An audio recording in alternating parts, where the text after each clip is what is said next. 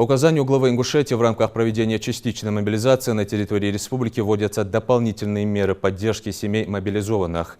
Кроме единовременной выплаты в размере 100 тысяч рублей и помощи, оказываемой по линии Минздрава, Минтруда и Миноборнауки, Махмуд Алиев Калиматов дал поручение выделить всем мобилизованным земельные участки под индивидуальное жилищное строительство.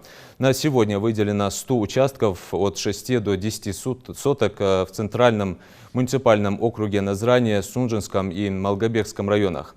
Кроме того, глава Ингушетии согласован с ректором НГУ Фатимой Албаковой вопрос об особых льготных условиях при поступлении на бюджетные места в ВУЗ для мобилизованных и членов их семей. Льготными условиями при поступлении в университет будут также обеспечены призывники этого года и последующих 2 лет.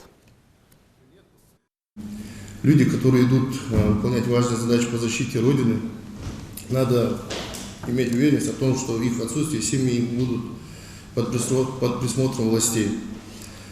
Им будет оказываться помощь решаться их текущие вопросы. Глава Ингушетии считает, что обеспечение семей мобилизованных является задачей номер 1 в республике. И вот выделение земельного участка сегодня принято такое решение главы республики. Прием документов будет проводиться у нас в Министерстве имущественных отношений непосредственно. За это ответственным лицом является министр имущества. А также мой помощник будет фиксировать Алиеву их контакты. Также надо будет довести до семей мобилизованных.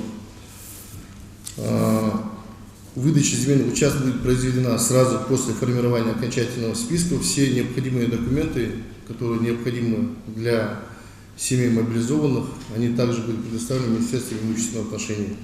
Кроме того, глава Ингушетии согласовал с ректором Ингушского государственного университета Фатимой Албаковой вопрос об особых льготных условиях при поступлении в Ингушский государственный университет как для самих мобилизованных, так и для семей, членов их семей. Льготные условия при поступлении в ВУЗ будут также обеспечены призывниками этого года и последующие 2 года. Соответствующую информацию прошу вас довести до населения. Вот эти 2 дополнительных социальных обеспечения, 2 вопроса главы республики на сегодняшний день согласовывают. Выделение 100 земельных участков будет осуществляться в рамках первого этапа. Всего же планируется выделить 500 участков. Подготовить все необходимые документы поручено главам муниципальных образований. Они же должны помочь членам семей мобилизованных в этом вопросе. Наша задача, мы это и озвучивали, и дополнительно будем озвучивать. Работа у нас в данное время ведется. Повестки мы, как в Малгобеке, касаемо Малгобека, значит, раздаем. Уведомляем этих людей.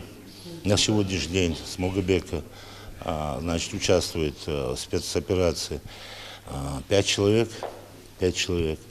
И будут оказываться этим родственникам этих мобилизованных будут оказываться помощь. Значит, если консультация нужна с юридической стороны, будет и юридическая консультация.